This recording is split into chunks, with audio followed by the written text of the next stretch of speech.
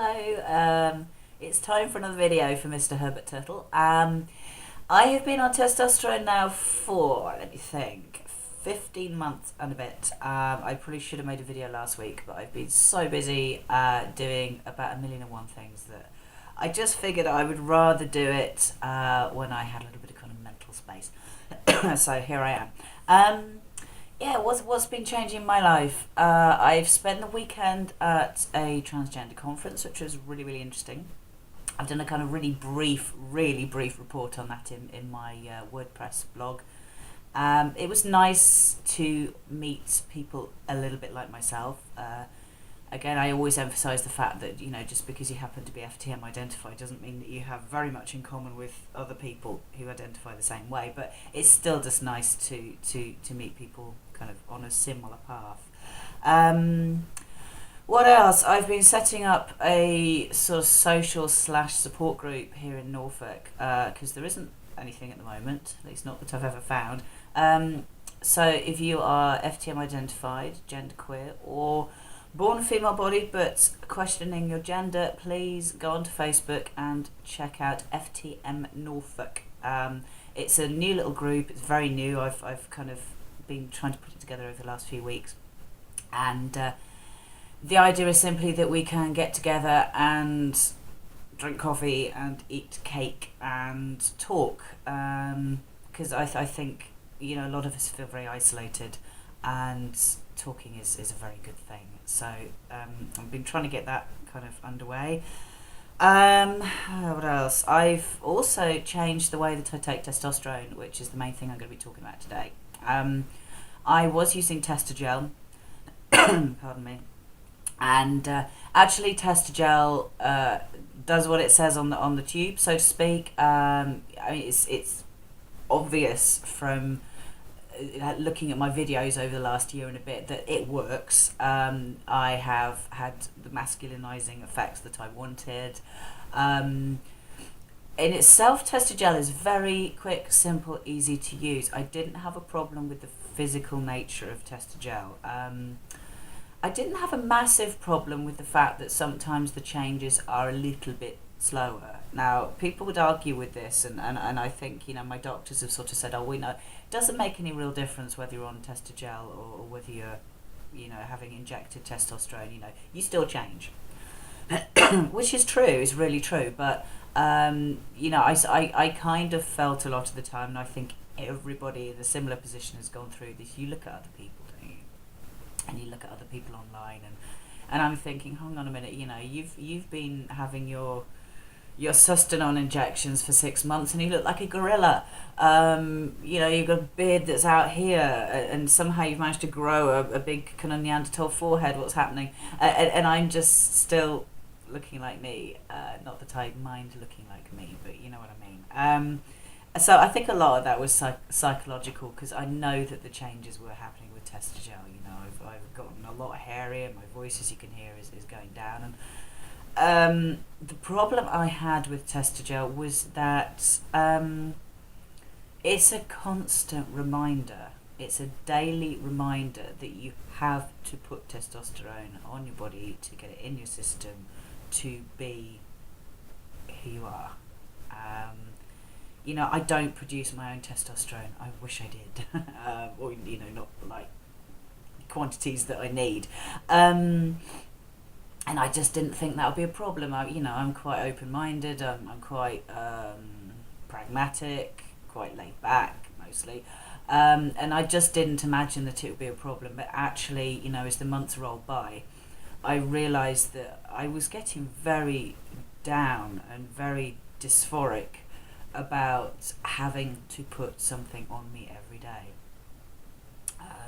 There's no real justification I can put on that, other than that it was how I felt, and I felt in the end that I had to do something about that. So I went to see Dr. Curtis, and I explained. Well, I actually wrote him a letter and explained, because it was quite a long thing to be explaining, and he said, sure, okay. One of the reasons I think, I'm fairly sure, that I was put on the Testogel in the first place is because I'm bipolar, and therefore I have more distinct emotional ups and downs than a lot of people do. Saying that, actually, since I've been on the testosterone, that hasn't really been the case. So, kind of, me and my doctors are sort of having a little bit of a look at that and how it all correlates. But that's another video. But they, they wanted to avoid putting me onto, let's say, for instance, Sustanon, which is quite a kind of an uppy downy sort of testosterone version anyway. What I did though was I looked into Nebido, which is a 3-monthly injection, and I believe it's not available for use in the United States, but certainly in the UK it's quite a popular way of taking your D. And it just involves a jab every 3 months in your bottom, and then you go away and you don't have to think about testosterone, and you don't have to think about rubbing something on yourself. It was surprisingly easy to sort out, actually. I went to see my doctor to kind of discuss, how do I go about doing this, and she pretty much said, well, we've got some in the cupboard, so you can have it today if you want. Great. Yeah, please. So I had the jab. It wasn't sore initially. I'm fine with injections. I get blood tests really regularly, so that wasn't a problem. But it's a big injection. So it's in your bottom, and for 2 or 3 days afterwards, I was really sore. To the point of I was waking myself up in the night because I'd roll over onto the side where I'd had the jab. I'm not sure if that's quite right or not, so I'm going to have a chat with the nurse next time. But other than that, basically, I had my Nebido 6 weeks ago, and I haven't thought about testosterone particularly since. And I get up in the morning because I was putting my Testogel on in the morning for various reasons. It worked for me that way.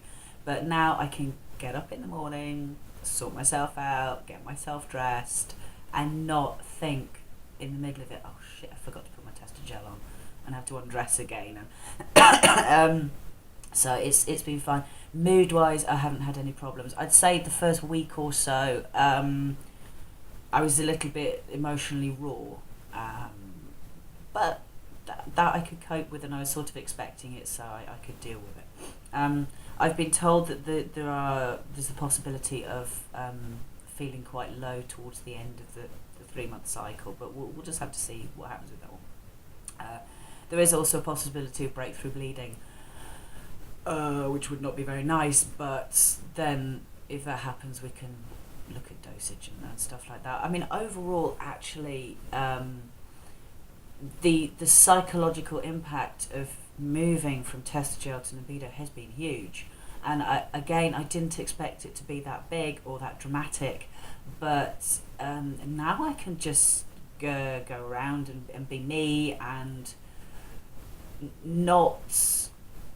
I've just been able to sort of clear a part of my head, if you like, because once this stuff's in for 3 months, that's it, sorted, done. You don't have to think about it apart from making another appointment. And it has made me feel a lot better. I feel a lot happier in myself. The dysphoria that I was feeling as a result of taking the Testogel has evaporated. In terms of physical changes, it's quite funny because I was told that Testogel is no slower really than the injectables when it comes to changes, but actually since I took 1 dose of Nebido, my voice has shot down a bit. Can something shoot down a bit? You know what I mean? It's gone down. I'm distinctly hairier. I mean, distinctly in a few weeks hairier. And yeah, just kind of even facial changes and stuff like that. I was looking back at some old videos the other day, and I thought, wow, things have changed. But no, the Nebido, I don't know if it's speeded anything up. I don't know if it's just the fact that you get a large dose all at once, but then it's a depot injection, so you don't get a big whack of tea.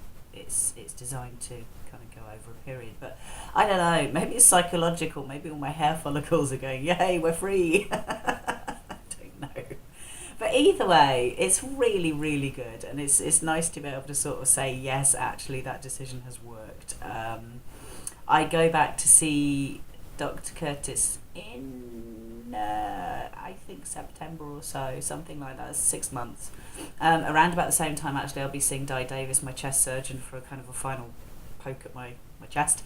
And so things are just kind of going really nicely and smoothly. And I'm obviously still part of an ongoing process, but it's that process seems to have kind of stepped back a little bit for me. And it just means that I can get on with my life, which is a very, very positive thing. Okay, I think I've talked for long enough. That's 10 minutes. I'm sure that's enough of your time. I hope you're all well. As I say, I'm actually, apart from being a bit knackered by doing lots of stuff, I'm having a really good time at the moment. I'm feeling very good of myself. And yeah, life generally is pretty cool. So I will see you next month.